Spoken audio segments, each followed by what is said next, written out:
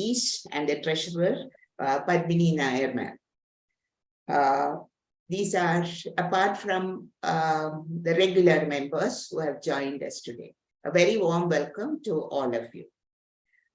Today we have joined, in fact, to launch a new series of talks based on the G20 countries. And our first speaker who is here with us, of course, is Dr. Gopakumar, who is a reputed politician and who was the second Vice Chancellor of the Central University of Kerala. He is an institution builder, but I know him more as an academician, a scholar, on whom scholarship sits lightly.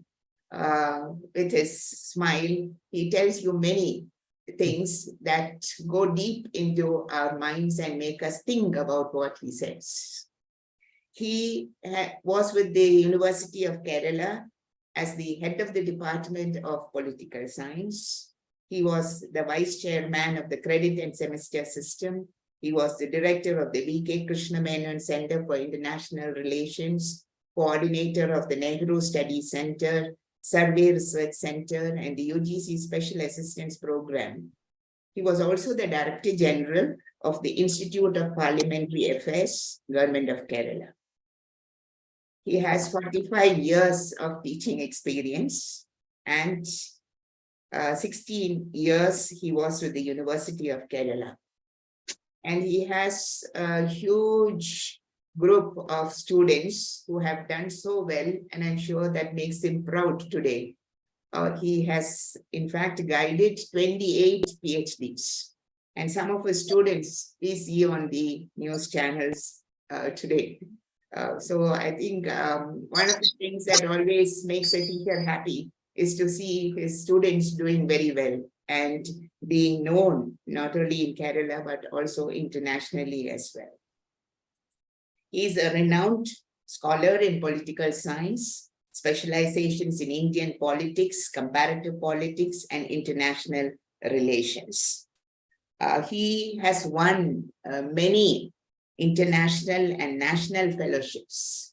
I must say, not only the beginning with the American fellowships, the Fulbright Scholar Awards.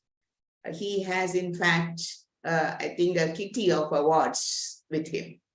And he was the Indo-French Cultural Exchange Award research student. He was with the UGC and also the International Visitors Leadership Award to USA, Salzburg Award, the Fulbright Scholar Award, as I said, the Shastri Mobility Award to Canada, the Shastri Indo-Canadian Awards to the University of Calgary and McGill University. He was a visiting professor of the University of Calgary, Canada. He was also the visiting professor and actually did teach at Claremont Graduate University in USA, Australia-India Council Senior Fellow of the Monash University, Melbourne, visiting research fellow of the University of New South Wales, Sydney, and the Prince of Songkhla University, Phuket in Thailand. And that is a long list of awards that came to him as a recognition of his great scholarship and his willingness. What I have always admired in him is his willingness to work hard for whatever research project he engages in. Today, he is a member of the several national, international bodies, including Indian National Commission for Cooperation with UNESCO. He served as a chairperson of the NAC team visits. He also served in the Executive Council of the Central University of Gujarat. And his commitment to Kerala is seen in the fact that when he was awarded by US as a Fulbright Scholar in Residence Award at Morgan University, he chose to decline it and join as the Vice Chancellor of the Central University of Kasaragod. So that is a contribution that he continues to make to Kerala. And his field of work, particularly that of a political scientist, And he's seen today as a leading political scientist and as a apologist, and he specializes in areas of international relations. So in the years ahead, I'm sure Dr. Gopakumar has much to give the Kerala community and of course the Indian society. During his 6 years as Vice Chancellor of Kasaragod University, I know that he always brought in the best experts to talk to his students, chose the best teachers to join him in the task of building up the Central University of Kerala. So I would like to appreciate that and congratulate you, Dr. Gopakumar, for the great work that you did while you were at the Central University. He retired, and I wouldn't say retirement is something that has made him sit back, but I think he is more active now after his retirement in various capacities, in academic activities, part of national committees, participating in healthy media debates and other socio-cultural meetings. So we had here for our 27th session, a great scholar, a political scientist, a psychologist, former vice chancellor of a central university, to talk to us on a topic that is of great concern for all of us. And I think it is also a matter of great pride for every citizen of India. This is because the G20 countries that was established many years back today has or is headed by the Prime Minister of India.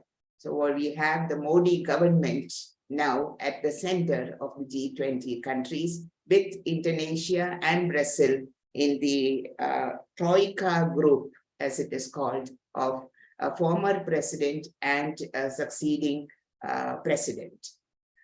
Indonesia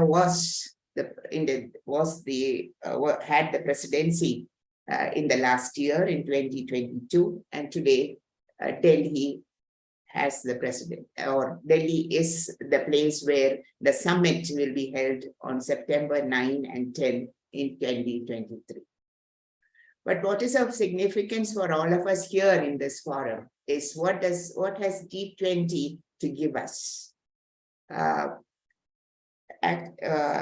I was looking at what were the priorities of the G20 summit, I started with this note that it was all about international trade and export and market relationships. But dwelling deeper into it, I found that it went because everything revolves around financial matters. And I know that for the announcement for the priorities of the upcoming summit has been focused on women's empowerment, digital public infrastructure, health, agriculture, education, culture, tourism, climate change, global food security, everything that actually touches our lives at some point or other. And it is here that our forum for literature and culture becomes significant. Because as we enter this new phase of leading a group of countries, we also need to know something about the culture and the literature of these countries. And when we say the culture and literature of these countries, we mean the people of these countries. So as Indian citizens, the way to know more about what is happening in other countries is through understanding their literatures. And that is what we hope to do in the succeeding group of sessions that we will be having, and maybe 20 of them to put the 20 in its position of 20 countries, the literature and culture of 20 countries in the succeeding sessions that we will be having will be focused on. And I think that is where in this forum, we are hoping to gain knowledge and understanding of peoples all over the world. Because we know today we live in a global village. We live in a village that has shrunk, and we need to understand people in order to love them, to sympathize with them, and to grow with them. Sustainable growth is possible only when we all join hands and work together. So that is why G20 is important for us on this platform. And we could have got no better a person than Dr. Gopakumar to introduce us to the G20 countries and to know what India is going to do in this journey and beyond in the years to come. So with these words, I warmly welcome Dr. Gopakumar to our midst and request him to inaugurate this session that we are going to have on the G20 countries and to enlighten us with his scholarship. So thank you very much. A warm welcome to you again, Dr. Gopakumar. Over to you. Thank you, Professor Jamila Begum. I must thank Professor Jamila Begum for giving me this very important opportunity. And I should also greet organizers of All India Women's Conference, Trivandrum chapter, like Indra Ramakrishna Pillai, Usha Nair, Esther Jayanti, and all others involved in organizing this conference. I have the pleasure to inaugurate this session. Thank you. This is a very vital theme about our current focus, G20, the way ahead and the future. And actually, the world is moving in multipolar directions. We have learned a lot about United Nations, its activities and struggle for peacekeeping. As a structure and as an organization, the role of UN has been well understood, critiqued, and continued to be debated because of its setbacks and failures on many accounts. The UN was launched on 24th October 1945. And despite 78 years of experience, global peace is still far, far away. And we have seen very contested realities, and the world has moved in conflicting situations, almost threatening the lives of humanity, besides nature as well. So the threat is for across the board, flora and fauna and human life. The world has moved in such a very, very dangerous direction. Of course, UN has spread out structurally, organizationally, and it has entered into many, many areas. But voluntarism on the part of the United Nations, number one, is one of the limitations that you can find. The United Nations also lack a powerful force to control the tensions and conflicts in the world. Some countries volunteer to send peacekeeping forces. United Nations also involved in many non-political activities like educational, scientific, cultural, humanitarian, food, health, and many other areas. But despite all these things, we know that problems in the world continues. Today, we have around 800 crores of people in the world, of which 16 to 17% belong to our country. We believe that in population terms, we are going to overtake China in another couple of months to become the largest populated country in the world. We're already number 2, but we are going to be number 1 very shortly. But many other countries have problems. We do also have problems. Poverty is one major issue. Climate change is another major problem. Environmental disasters, another major issue. Insecurity of food, non-access to education, proliferation of dangerous weapons. All these are threatening the world today, despite the United Nations.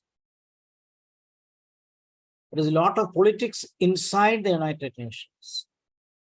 Even the world between 1945 to 1991, for nearly 4.5 decades, was leading a life of bipolar international politics with two major axes, one led by communist USSR, the other led by the capitalist democratic United States of America. That is a very challenging period. Weapons were also proliferating. Two powerful camps, military camps developed, one led by America called North Atlantic Treaty Organization, the other led by Soviet Union, former Soviet Union, called the Warsaw Pact. So global peace was moving away from us. A lot of tensions continued. Some of the countries got itself disintegrated. Some of the new countries were born. Lot of developments, ideological conflicts, environmental crisis, issues relating human rights, the problems of refugees, all these continued. And the world was not in a position to settle itself. By 1991, which is closer to our memory, the USSR, or the Union of Soviet Socialist Republics, collapsed under its own weight, because like United States, it was also involved in armament race. The more the armament race, the greater the problem with the economy, and also affecting people's lives, not only food insecurity, poverty, unemployment, and chronic diseases, hunger, and many, many other problems. The disintegration of Soviet Union brought a new kind of global political landscape, which is considered in international relations as a unipolar world. United States came to the top and declared that liberal economy and liberal political systems have survived, and one-party states could not survive the kind of onslaught it make across the humanity. But there were few one-party states still continuing, like China, like North Korea, for a while, Vietnam, and few countries like Cuba, Yemen, and in some parts, other parts of the world, very few countries. Unipolarism led to another kind of dilemma, like the dominance of America in international politics, which was soon challenged by another liberal political order called the European Union. Today, European Union has become very powerful, not politically, but economically, having a membership of 28 states as of latest, and trying to compete with the United States on the global macroeconomic aspects and policies. In the meantime, United States also faced economic crisis, as you know very well about the fiscal crisis in 2008, the collapse of the housing sector, banking sector. So very soon, the American economic hegemony itself was challenged. But even then, another rival nation did not come to replace United States. The world continued for a while under unipolarism between 1991 and until recently. But today, the situation has changed with the emergence of China as a major superpower, and United States and China becoming the two prominent political systems in the world. Russia relegated, which was a reminder of the earlier USSR, pushed to the third position, and not to speak much about the two other global powers in the UN Security Council, like United Kingdom or France, because there are no more superpowers. So this is one problem with United Nations. It is still going with the old structure of 1945. France is no more a global power. United Kingdom is no more a global power. There are many other forces. If you take countries for that matter, Japan is an economic power. Germany is an economic power. Definitely, India has emerged as an economic power. Israel is another example. So there are countries that are emerging economies in the world, and the tension and also to speak about the rise of West Asia. But within the West Asia, they are more concerned about oil economy and thankfully not much on global politics. I explained this background to say that how difficult and dangerous is a complex world order.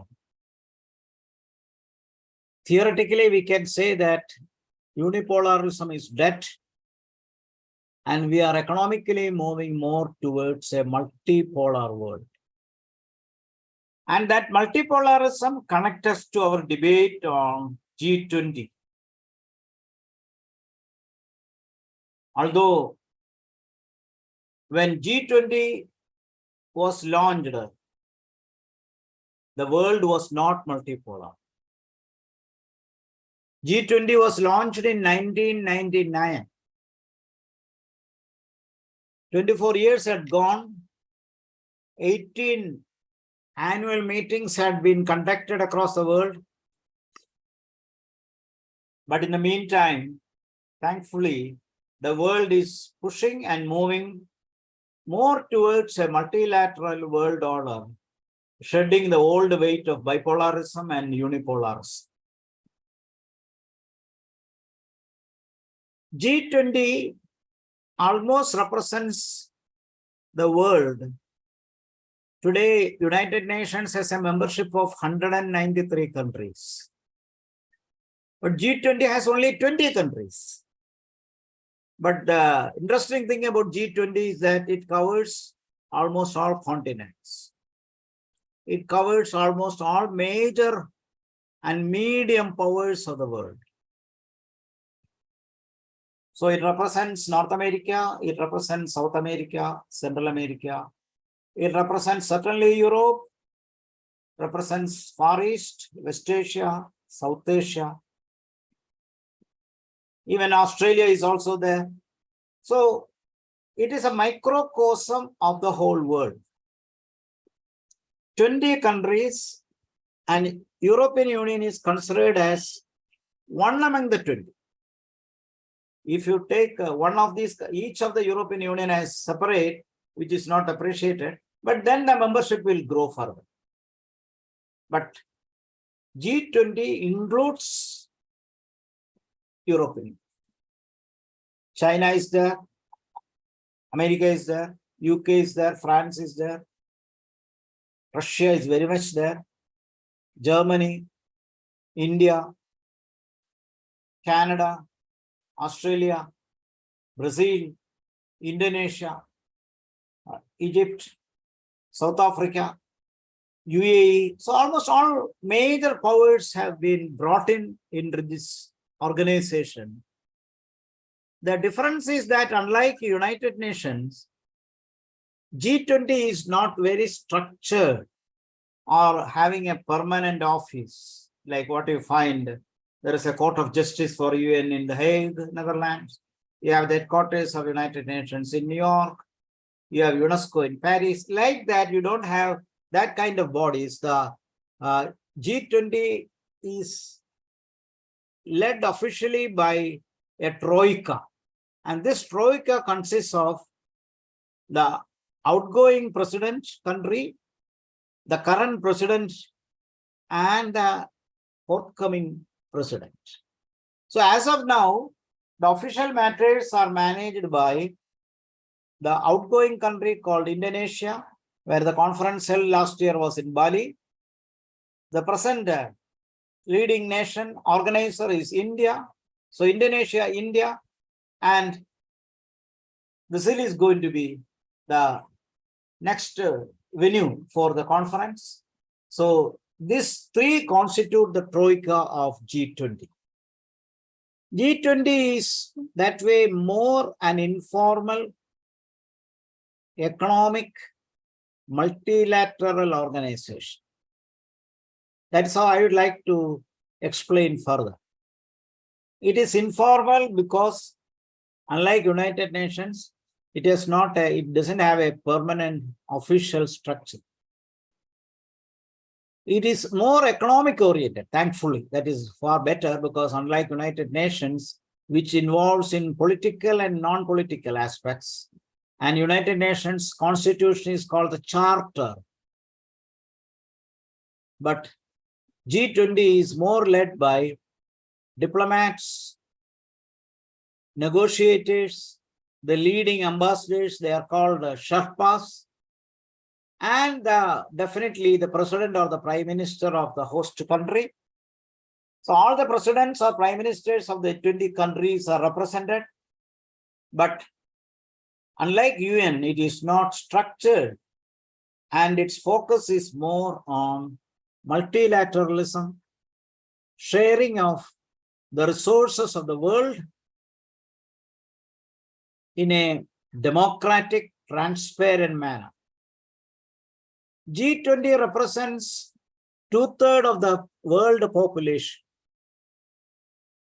85% of the GDP, gross domestic product, and 80% of the global trade.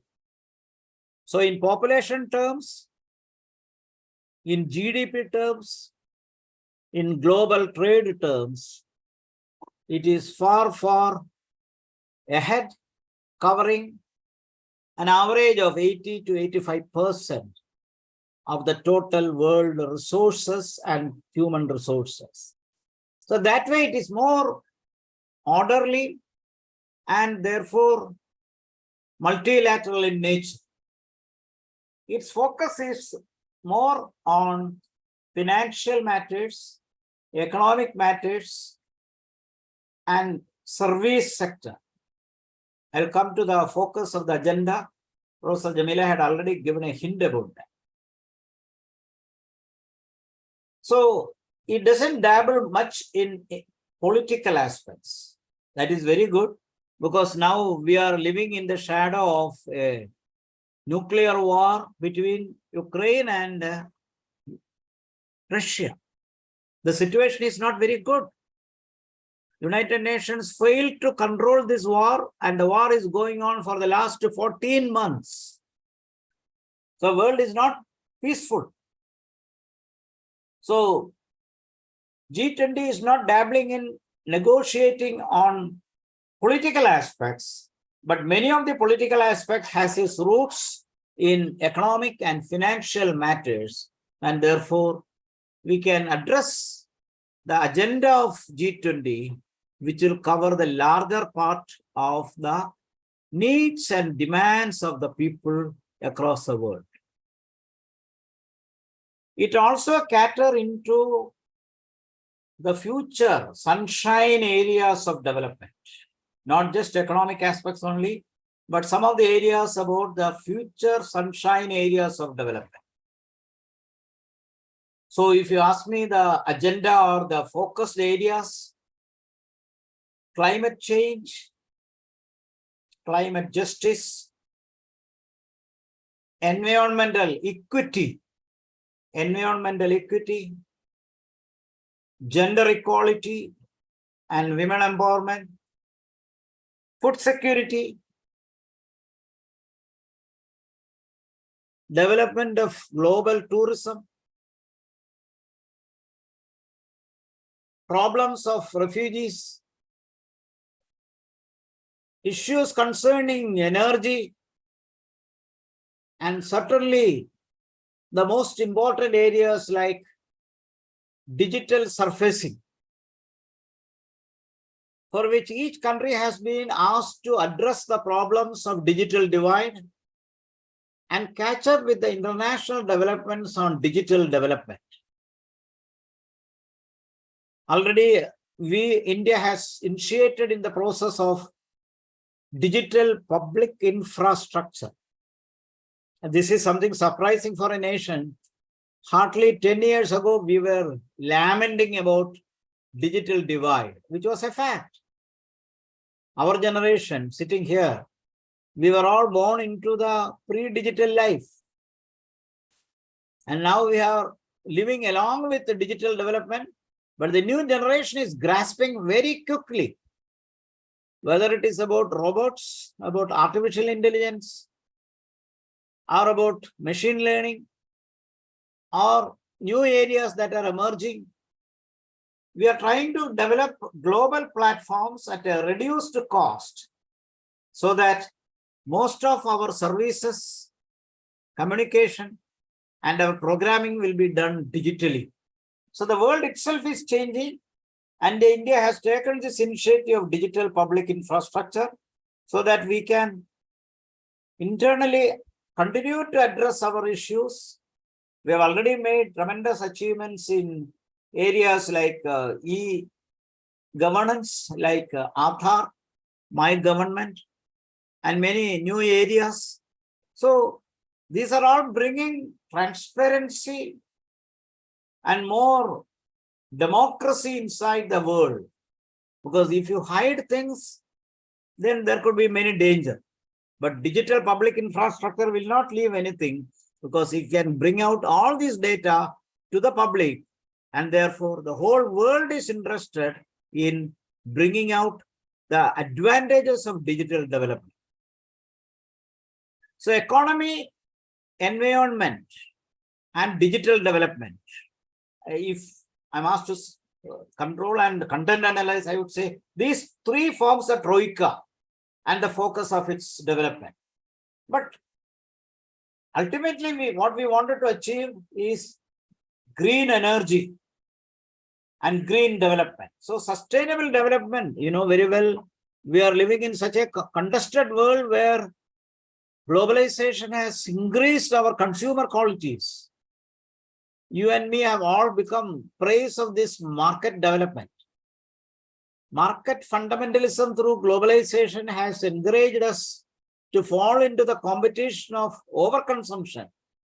And with the result, we are also destroying the nature by bringing so much of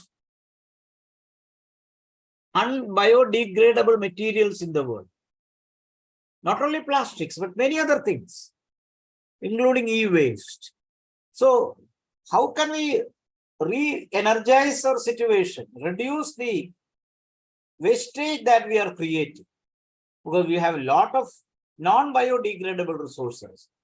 So all these things have to be taken into consideration. Otherwise, a sustainable development will become difficult. To have a sustainable development, we need fairness, justice, and equity. The problem with the United Nations was that the developed world, there was a polarization between developed world on the one hand and developing world on the other. The developed world was unwilling to contribute for climate justice. The history was that we witnessed industrial revolution in the 18th and 19th centuries in the developed countries. So Europe, Australia, North America, etc. became very well developed thanks to the success of industrial revolution, technological revolution, etc.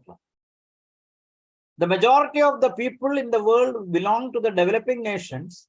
And those days when revolution, industrial revolution occurred, we were all living in old-fashioned economy with the agricultural, traditional modes of agriculture as our pattern of life. That continued with our unemployment and poverty. As you know very well, in India, when we got freedom in 1947, nearly 80% of the people were dependent on agriculture. And this agriculture as a profession was based upon traditional modes of production. Whereas developed countries, hardly 5 to 7% of the total population were involved in agriculture, and they were able to produce surplus products and export agriculture to other countries thanks to the scientific advancement and development. But the cost of industrial development in Western countries was that there is a high carbon consumption. And they realized the importance of rising temperature on an average of 2%. and the carbon emission creating so much of danger, depletion of ozone layer, the global warming. Already scientific evidence have been shown from the Arctic region where ice glaciers has been completely broken, and the North Pole faces tremendous issues of global warming, and this can create havoc in the form of flood and drought in simultaneous ways in different parts of the world. So the Western world realized that it was the overuse of carbon emission, and then began to preach about green energy, and organizations like Rainbow Peace, etc. in Europe, and green political parties emerged in Western society. They all understood the danger of overconsumption and also how carbon emission created such a havoc in the world. On the other hand, 75% or 80% of the people lived in developing world, and we need technology, we need scientific advancement. But how to go ahead with that unless we organize industrial progress and growth? And this became a bone of contention where United Nations failed almost. Because if we want to reduce our carbon emission, and we will have to face poverty, unemployment, gross injustice and inequality. On the other hand, we can address this issue only when we get climate justice and financial support from advanced nations. So now the G20 advocates that climate justice demands sharing of e-resources or green resources by the developed world, and ensuring that they pass it on to the developing world in terms of money and resources. So this is one great trendsetter that is happening. Otherwise, our agenda of controlling carbon emission is very, very short-sighted. Even India had declared that we will be able to reduce carbon emission by 2070 only. We are now in 2023, but 2070 is far away. So by the time the world becomes more polluted. So climate justice and a balanced sustainable development will not work unless we operate it in such a way that resources are distributed, for which developed nations must be ready to pass on and exchange their surpluses, including technology and advancement they have made, besides financial support to the poorer nations. So this agenda has come forward, and therefore green energy and renewable energy, the another great thing that we have to achieve, renewable energy. Fortunately, developing world is lucky because if we use the technology properly, we have surplus solar energy. And if we use our surplus solar energy properly, then we can definitely achieve economic development and progress in multi-level areas, and for which we need technological support from other nations, Western nations. So G20 is now discussing about all these things, and for which the present G20 meeting that India has become the venue for it. Actually, we took over on December 1st last year, and we will continue it till November 30th this year, 1 year presidency. So we are already into the G20.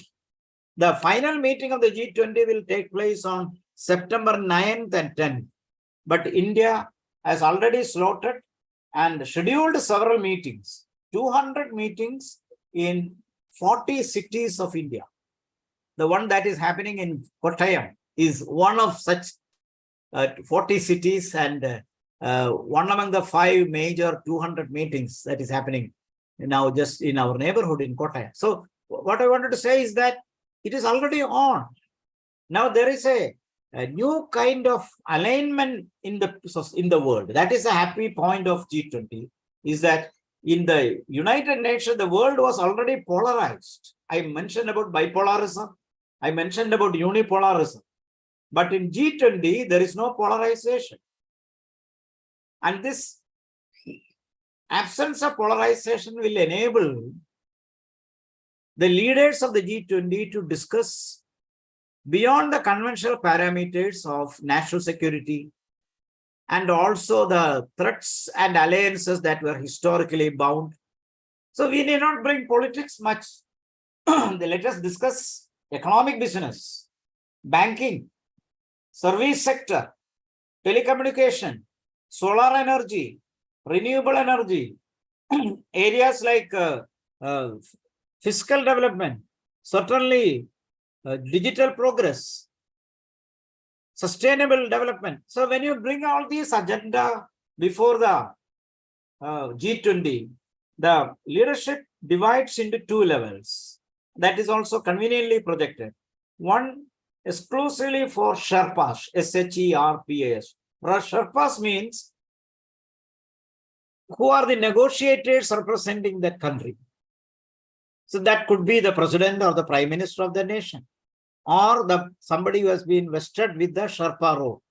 So it is not delegated. Probably most of the time the leading nation will come with this president or prime minister, number one. So they become the negotiator. They adapt themselves to the role of a diplomat. In a way, good, because you need not have to depend upon somebody else to do the diplomacy. So prime minister or the president can deal directly with his counterpart in diplomacy. So Sherpas.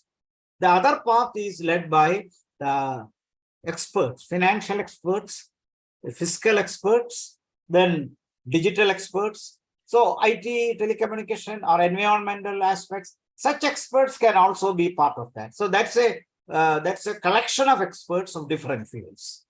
So the collection of experts, they will take up and organized in different meetings. It is structured in different ways so that all the agenda that we have identified here, about 8 topics were given, from green energy to women development, and women empowerment.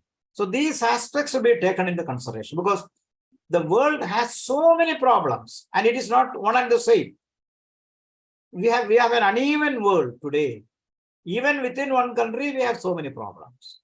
But if you address the global parameters, we can find energy deficit is a problem, food security is a problem, women empowerment is a problem, poverty is a problem, digital divide is a problem, challenges to sustainable development is a problem, banking and security services is another problem. So, and we exchange through all these things. Agriculture is also taken into consideration. I'm not saying that agriculture has been rejected. Agriculture is also there in this debate.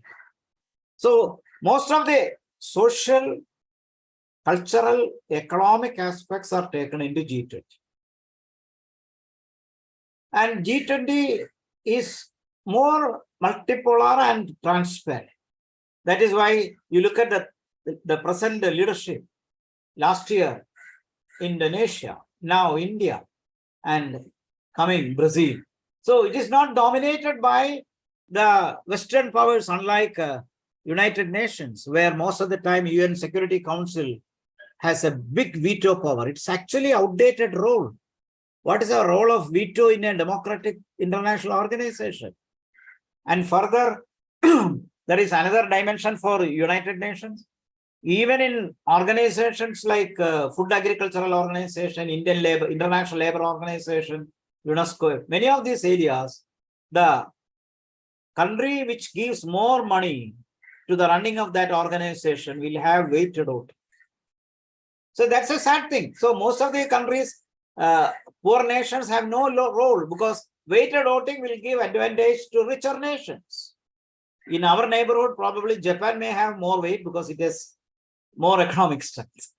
So like that, otherwise it is all led by United States, Germany, France, United Kingdom, Russia, China, like that. So it is not one country, one vote that is happening in United Nations. And the charter has been made tough at San Francisco, but ultimately it favors only the developed nations. So in my role as a teacher in my career, I had seen only one major development in the United Nations was that in 1945 started with 5 superpowers, which included Taiwan.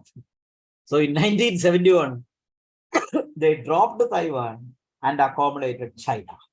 So that made it, at least to say that one of the important powers of the world, China, has been accepted, and a puppet regime, Taiwan, has been brought. But the problem is that it continued to be bipolar and later unipolar.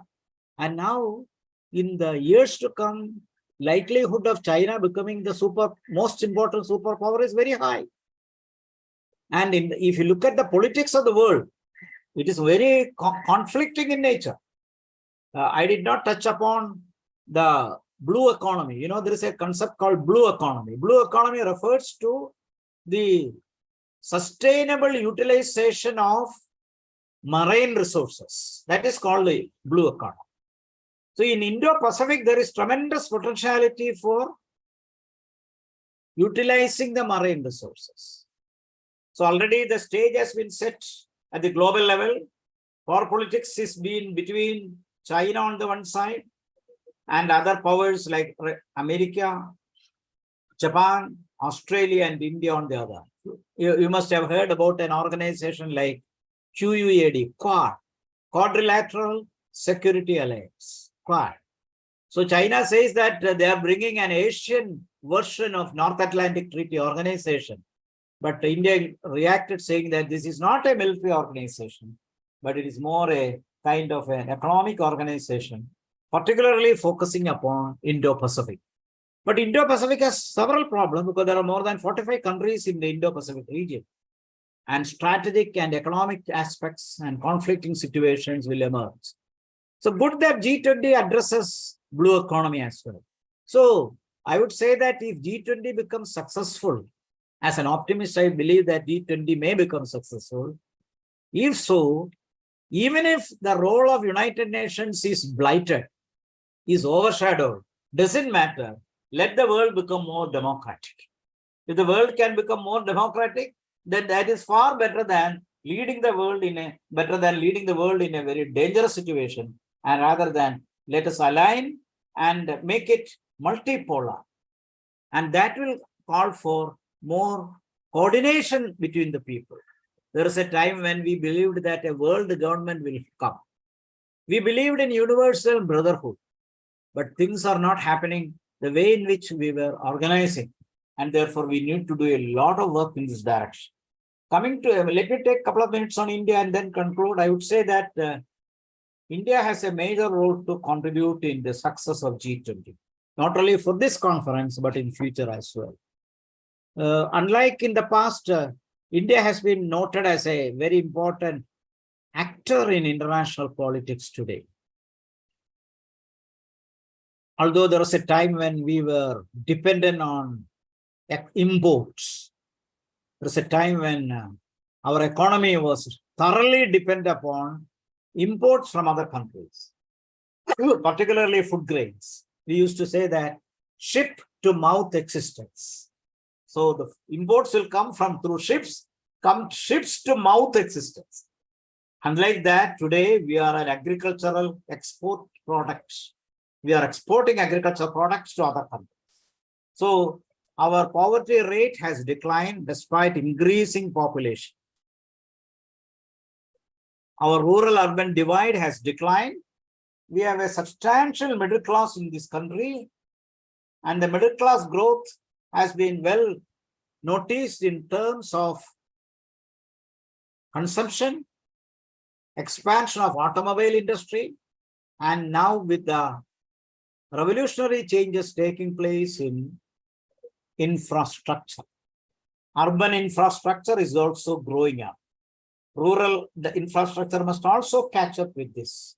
So in terms of quantity, we are one among the major middle class powers in the world. Next to China. China has the largest middle class in the world. Next to China, India has the second largest middle class in the world. American population is far, far lesser, 33 crores of people. So although huge population of America may be middle class, but doesn't matter, it comes only third. So our increasing middle class population, our aspiring middle class population, plus our demographic dividend with a wonderful youth population, for which we have to invest in education, in infrastructure, and health. Education, infrastructure, and health. So digital development, digital growth, demographic dividend, and health care. Certainly education. So when you take all these aspects into consideration, we have relatively better prospects than many other developing countries. So we are already one among the 5 economies of the world. We are now thinking not of 3 trillion. We are even dreaming of achieving 5 trillion in another 20 years. So if we can achieve that much, definitely by 2047, none of us will be there. Many of us will not be there, but India will be number 2 or 1 in this world. That is a planning that the government is imagining. But as of now, we are one among the 5 economies of the world. And it is not accidental that we have a Indian-born, Indian descent, Indian origin Prime Minister in United Kingdom, Rishi Sunak. And we have also made our mark in many other areas. So let us hope that India will be able to contribute more in sustainable development, climate justice, and peacekeeping. Today, we do not belong to any other military bloc, but rather even we have changed our non-alignment movement policy to what is called strategic autonomy. And strategic autonomy is very different from non-alignment. So we take positions depending upon the issues concerned.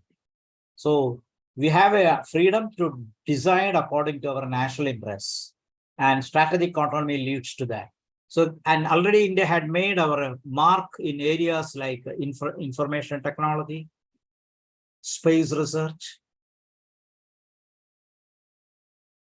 in nuclear research, definitely in food processing, biotechnology, and in future in solar energy. International Solar Alliance, we are a very important party. So about half a dozen areas, including renewable energy like solar energy, we have the potential. And even with poverty, if we can achieve this kind of progress, because our achievement in nuclear research came in 1974, our achievement in information technology came in Y2K period in 1998. So if you find that this is not of a recent origin, it has been something that has been growing over a period of time. And if we can sustain this and at the same time demonstrate our soft power. Soft power means our ability to demonstrate our knowledge, our cultural strength and values, civilizational background.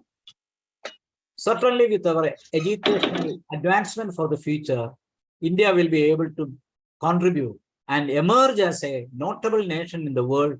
We never wanted to become a hard power, but hard power is inevitable because unless we are strong, we can't demonstrate our soft power.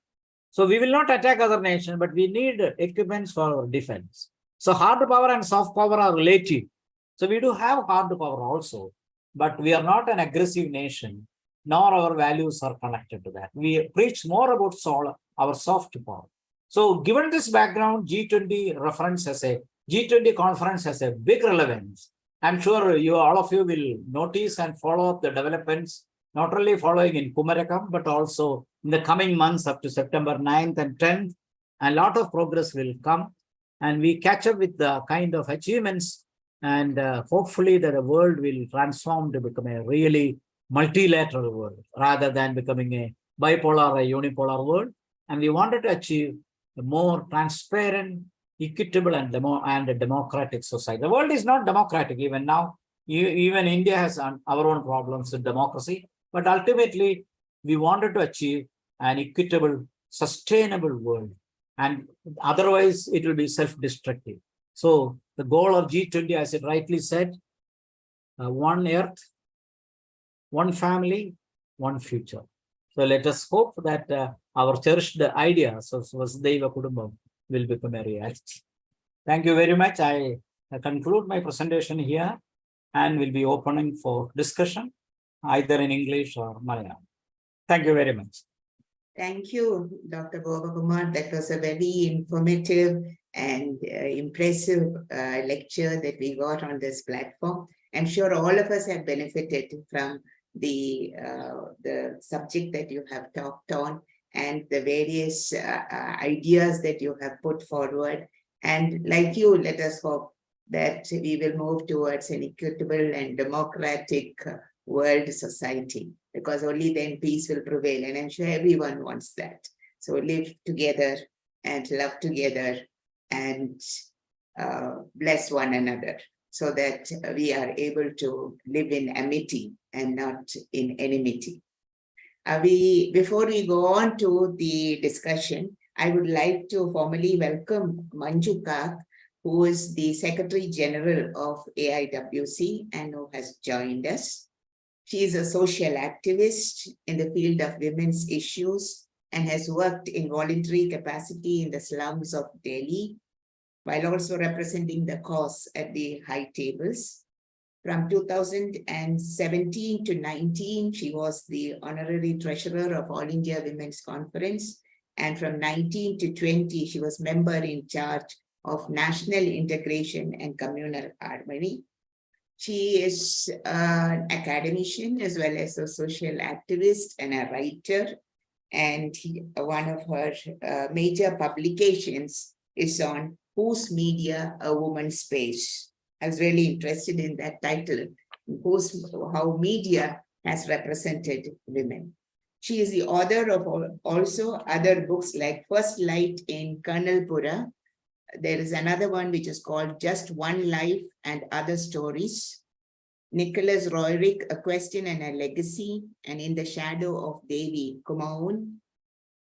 She has also been the sponsor of the Roerich Peace Pact, the Hussein Art Gallery in Jamia Millia Islamia. She was the Lal Bahadur Shastri Memorial Trust trustee and was also a member of the India International Center and Indian Association for Women's Studies. Awards and fellowships that she has received are the Kada Award, the Senior Fellowship of the Ministry of Culture and the Government of India. She has a PhD in art, history, and sociology, and has also taught at Jamia Millia for some time. So we are very honored to have you, Dr. Manju Kak, with us today on this platform, and I request you to address the gathering here. Over to you, Dr. Manju Kak. Thank you very much, Jamila Begumji, Dr. Gopa Kumar, as well as the other esteemed members of the audience.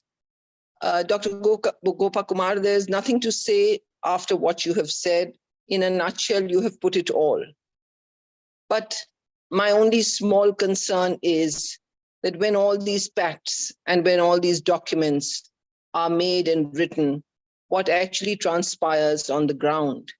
And it is really the groundswell of the movement that brings these legacies and ideas into our daily lives.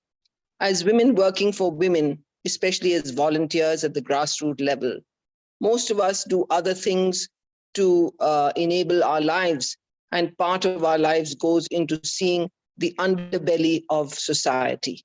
And in watching the underbelly of society that we witness at the level of people who are disempowered, the people who are illiterate, the people who don't have gas cylinders, the people who have to pay through their pockets for simple amenities, the people who have to bribe their way to get to education, we really emphasize the need for a culture of equity, a culture of equality, and a culture which puts women first, and a culture that puts women's needs first. And it is very heartening to hear that the G20 has actually many such conclaves in which they have discussed cultural values and the importance of what women want. Whether it is our depiction in society through ads, whether it is in media or film, or even in many other ways of social media, women have become often spectacles to be admired in ways that are not always complementary. So while we are targeting to achieve so many goalposts nationally and internationally. We as women are really concerned with the culture we are propagating in achieving those posts. It was interesting in Bhutan when I was there to hear about the happiness quotient as part of how you measure society and how you measure a country's development. More and more, I feel that is something that is extremely important in our lives to understand whether we can imbibe the spirit of cooperation and not competition, whether we can imbibe the spirit of taking everyone together and not me first, I first in the Committee of Nations, and whether we can go back to our own roots. As you said, one family, one world, one future.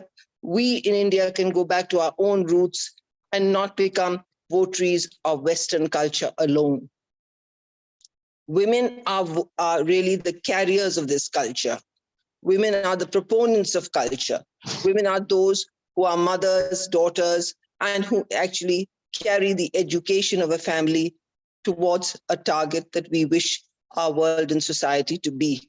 And I think what you have said really gives us a lot of hope, but it also wants us to raise concerns towards this. And I hope we can all not only be alerted for the things that you have said, but also put forward our concerns. As we said in 1947, Gandhiji won us half freedoms. It's time that we work to get our full freedom. Thank you very much.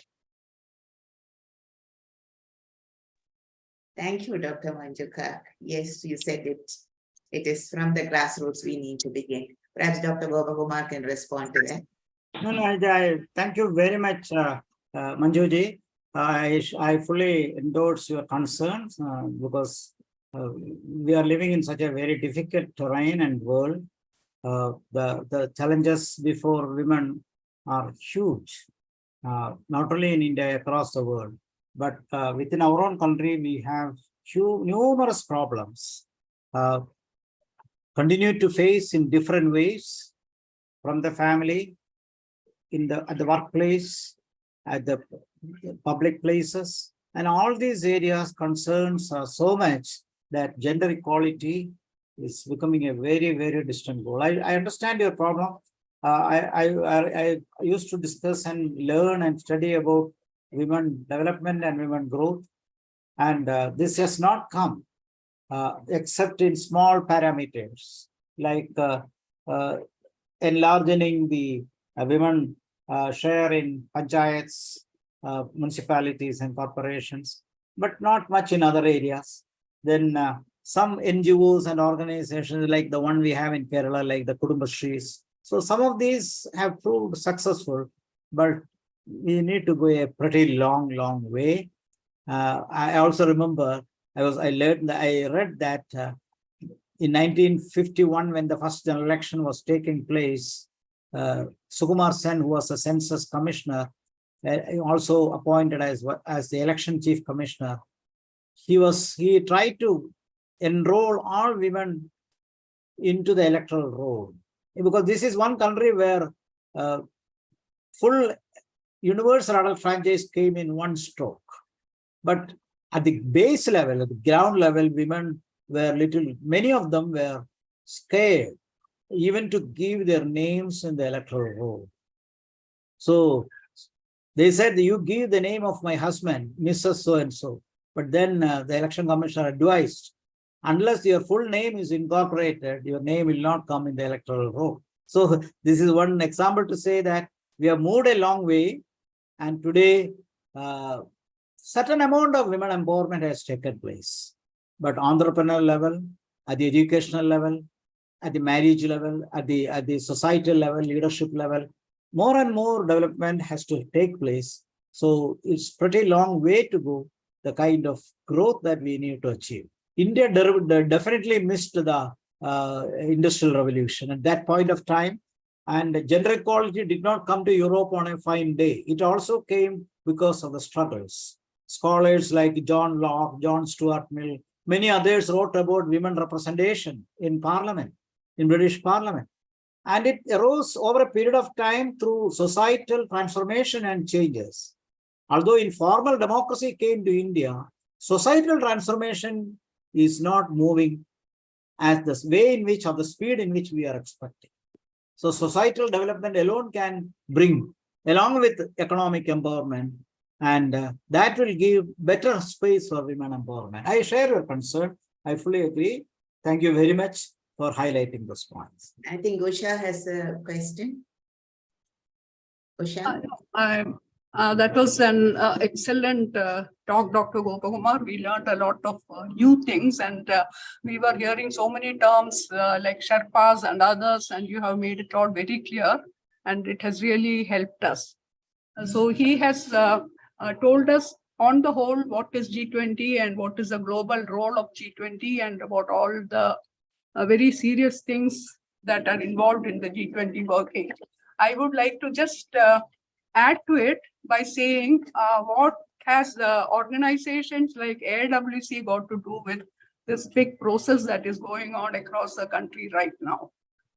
So the civil society organizations like AIWC and all other groups have a big role to play in the meetings and negotiations that are going on now. Under the umbrella of G20, there are 8 engagement groups. Engagement groups are independent collectives that are led by organizations of the host country. They represent a diverse group of stakeholders and work collectively to develop non-binding policy recommendations formally submitted to the G20 leaders for consideration. So under this, there are groups which are, one is W20, which is of women. Then there are civil society organizations, C20. And then the others are, of course, business community, B20, labor unions, L20, scientists, S20, think tanks, T20, urban cities, U20, and youth, Y20. So you can see that all diverse groups have been included in these engagement groups. And we at AIWC, I know that our central office is trying to engage with W20 as well as C20. And as part of C20, we had the opportunity of submitting some udaharans, that is the best practices or case studies. And 1 or 2 of our branches have already submitted. Then there was another opportunity of submitting compassionate acts. That is to, again, C20. That also, I think, a few branches have submitted. Now there is, as Dr. Gopakumar mentioned, there is a big meeting of Sherpas going on in Kumarakam. And in another week or so, another big meeting will take place there, which is of the development group of C20, of G20. They are going to have a big summit there from April 6th to April 8th. And in that also, there is scope for civil society organizations to attend. And then at about the same time, there is an Udaharan Expo in Faridabad, which is again from, I think, 7th to 10th of April. And we have been given some space in that expo where AIWC can showcase our work. And this expo is explicitly for integrated holistic health. And I think Dr. Manju Kak is already working on this. And we hope that a couple of our udaharans will be highlighted at this expo. And then under each of these engagement groups, there are focus areas. For example, for W20, the focus areas are women's entrepreneurship, grassroots women leadership, bridging the gender digital divide, education and skill development, climate change. Climate change, actually, it is across all the engagement groups. It is one of the major focus areas. And under C20, that is civil society organizations, sustainable and resilient communities, which again has to do a lot with climate change and other environmental issues, education and digital transformation, technology security and transparency, gender equality and disability, integrated holistic health. So as you see, there are a number of areas where AIWC can work with other groups in our domain, that is with women's organizations, with cultural organizations, with environmental organizations, and all these discussions are trying to bring out recommendations for policy. So I hope that at AIWC, though it is a bit late, as Dr. Gokumar has already pointed out, it started in November and we are already in April. So we have lost a little bit of time. And I think in case of AIWC, it was because we were engaged with our internal elections and annual conference and other things. We could not engage right from the beginning, but at least now I hope we'll be able to engage with these groups and we'll be able to give our significant contributions to the policy recommendations that will go to the final G20 summit. Thank you so much. Thank you, Usha. Thank you. Thank you. I think it is fine that you highlighted the role of All India Women's Conference, which is very true. The G20 gives sufficient space for collectives, groups, and civil society organizations. So this is an area where volunteerism can work much more effectively. So civil society contribution to the success of G20 is very pertinent. I think your organization can contribute a lot, and as highlighted by Dr. Manjukak and others, you can play a very important role in bringing these problems to the focus of discussion at the global level. Thank you. Thank you. We have some messages in the chat box. We have Kuljit ji saying that this is a wonderful presentation explained in detail about the impact of G20 internationally. Thanks a lot, Dr. Gopakumar. We are very enlightened. We also have something from Kamini, who says, thank you, sir, for the simple way in which you have presented the various aspects about G20. We could understand. This was the one point that you reminded me that you should not go in a stereotype manner or by presenting too many technological terms. Yeah, thank you. So thank you. It was a wonderful presentation and we really understood what you were trying to put across. Bhuneshwari is here. Would you like to talk, Bhuneshwari, or for me to read it out? It's okay if you read it out. It's better. Thank you. Save some time. Bhuneshwari says, thank you so much, sir, for the knowledge shared. You explained it all in such simple terms. Each word you spoke helped all of us in understanding more about G20 and its agenda, which addresses non-political and development-oriented issues like climate change, women, empowerment, food security, and many things like food security and all other aspects. Glad that through AIWC activities in these important areas, we are able also to be part of these development activities focused by G20. For me, I have been fortunate to get a chance to associate with C20 of G20, working group on sustainable and resilient communities, and participate in some of their workshops online, and will continue to do that all the more after your session. I feel more convinced and encouraged to be more participative. Oh, that's great. So your talk has been inspiring, Dr. Gopakumar. Sir, actually, I have been able to submit one udaharan under this in this working group. And so, actually my association with G20 has been a very simple thing long back in 2008 also, when one session was held in Delhi in organizing it. But I was not into the agenda part. Now it is on the other side from the government. Yeah. So thank you so much, sir, for the wonderful simple way in which you presented, and that was really nice. Thank you. We have another message from Vasanthi Ramesh. Thank you, sir, for your conclusive report and for the optimistic and futuristic India to be a global soft power country. Yeah, we are all looking forward to that. Would you like to respond? Thank you. Thank you. Was there any question in that? No, it's saying that it was so futuristic and hopeful, optimistic. We are very happy. Jamila, can I ask one question? Kuljit, this side. Sure. Dr. Kumar, you said that UN has miserably failed and you've given us the bright side of G20. So does it mean that UN has got no role to play now and G20 will take the place of UN? Not at all. The point is that UN is already institutionalized and has been there for about 78 years. And of course, it has done remarkable work in many areas, non-political areas, but mostly in political aspects concerning interstate relationship, it has failed miserably.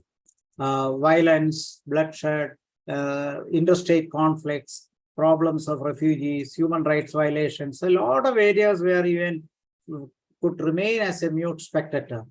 The best example, living example before us is the Ukraine war. So we need to continue to retain United Nations, no doubt about that.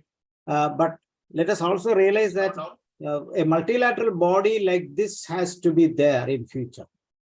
So I'm not saying that ultimately UN will be replaced by G20. That is not the message I wanted to say. But the point is that a lot of initiative, voluntarism can come from such an informal body like G20. That's all. So informal body like this can negotiate and bring together so many political leaders, heads of states and others together. And if that can solve some of the problems and also address some of the emerging areas, digital technology and others, I think that will facilitate more. Because the one problem that I have seen with the UN is that the charter seems to be very binding. And this charter has some rigid provisions, which I mentioned partly about the veto power also. So let us democratize the United Nations. Let us ensure that reasonable reforms will come in United Nations and that reformation will take place in United Nations to become more democratic. So in that sense, I said that it is not intended to blight the United Nations, but ultimately it may help rejuvenating United Nations and to keep it, ensure that it moves out of the clutches of a unipolar world, whether it is United States or China. Let it become more an umbrella body of the people, of the whole world itself. So let the UN will remain for future also, no doubt. But how far the G20 can informally facilitate better relationship, which can finally bring into the United Nations platform as well. I think that is where I think G20 becomes a facilitator for global peace and development. Thank you. Thank you Dr. so much. Gopakumar, can I ask you a question? I was wondering while you were speaking, like the knowledge sharing that is going to happen and the resource sharing that will happen. But with these G20 nations, how will they prioritize some of the decisions that are being made in the G20 summits? And how will it help the people? Because as you said, every country has different problems and every country has different targets to meet or focuses to be made. So how will a group of countries like this be able to implement the decisions that are made? What is your take on that? Yeah. I think in terms of prioritizing knowledge sharing, we need to take a proper check on the present situation first. And that will help us to understand where the shoe pinches. And further, that leadership in each of these nations can help. Because in today's world, knowledge sharing is very, very essential. Data gathering is also very important. So you cannot monopolize information, nor you can say that a technological kind of assertion can ensure the future of a particular nation. So that will be difficult.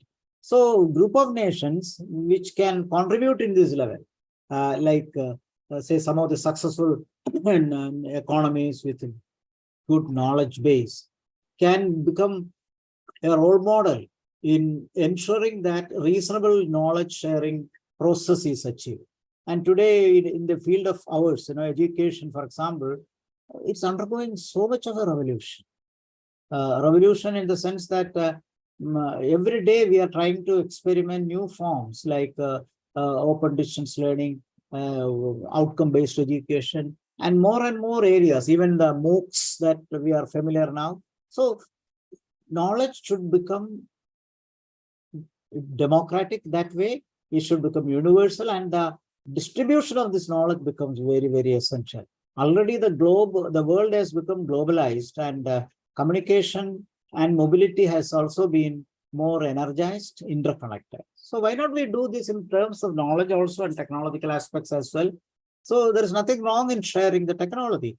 Even small countries can achieve wonders. It is depending upon the kind of contribution that these leadership can play. So the member nations should take concerns about this, and some of the nations are falling far, far behind. For example, if you take illiterate societies, very, very poor societies in the world, in Africa, African continent continues to remain dark despite all the UNESCO work in that. So there is so much of a hierarchy, unevenness in the level of education. And even in India, we do have what is called a rural-urban divide. So that is very much there. So this is true with the whole world itself, and particularly developing countries in the African continent need more help. And even in the Asian part, you know very well about Afghanistan, Pakistan, and some of the regions which require support. So let us ensure that this provides, because this is also connected to your concern, women empowerment, because education will help women to advance further. So they will get an opportunity for skill development and skill innovation. These are some of the buzzwords for future education. And that is where I think we should help, and more resources and more money must come. I would say that I would even argue that the centralization in the field of education must go. Centralization. In the Indian set, I'm sorry to say, I don't know, I'm opening up a controversy. There is so much of Delhi centricism in education, in higher education. This is there since 75 years.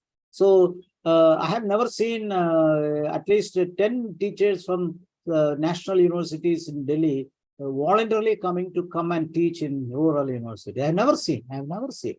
Nor that they have given scope for rural teachers to migrate for a while to come, and because their levels of competition are very different. You can't compare a poor state university in a state with that of a national university in Delhi or Mumbai or Calcutta. So this is what I call it, paraphrase it as Delhi centricism. So this is true with any part of the world, any country, any part of the world. There is so much of over-urbanization. So education has to become more transparent, and more funding, more resources, and more innovation should happen at the local level. Long back in China, there was a move to ensure that doctors must work in villages for a long time, not for a short while. So barefoot doctors essentially made it compulsory to work in villages. So like that, we must ensure that cosmopolitan universities should come and open up branches in villages. So now internationalized education is coming up anyway. So let us also see that some of the cosmopolitan universities in Delhi or in Mumbai or Calcutta or Chennai, Bangalore, they also come to the rural places as well, and that will catch up the new generation. As somebody who worked in the NAC, I have seen empirically the poor shape of Indian educational system. So how different it is and what kind of hierarchy it is. I have seen direct, I felt it so much, and I take it in an emotional sense to say that our higher education and education in general require so much of support, leadership, revenue transfer, and investment. Good thinking that national education policy advocates for 6% GDP share for education and 3% for national research fund. But let it not be devoted to cosmopolitan areas. Let it be made more democratic and ensure rural development should take place. Thank you. And we have a patron, Beena ji, saying, wonderful presentation. You have explained very nicely. Thanks. Thank you so much. I was also reading the comments in the chat box. Yeah, thank you so much for all the comments and also the wonderful questions. So if nobody has anything to say, we will conclude this session. Thank you. Thank you so much, Dr. Gopakumar, for being with us and enlightening us. We really enjoyed the presentation. And I'm sure all of us would start reading more about G20 and what it all means. Thank you so much. You call it a day now? We conclude now? Thank you. Thank you, everyone. Thank you. Bye. All the best. Thank you. Thank you so much. Yeah. Thank you, Dr. Gopakumar, and thank you all the Thank you. people, all the persons who have participated in this session. And you can look forward to our next session on the first Saturday of May. And I'm sure it will be as interesting as this one. Thank you. And I'm ending the meeting here. Thank you so much. Thank you, Dr. Jamila, and thank you, Bhuneshwari, for helping in hosting this session. Thank you, Usha, for such a wonderful session. Thank you so much. Thank you. Thank you all.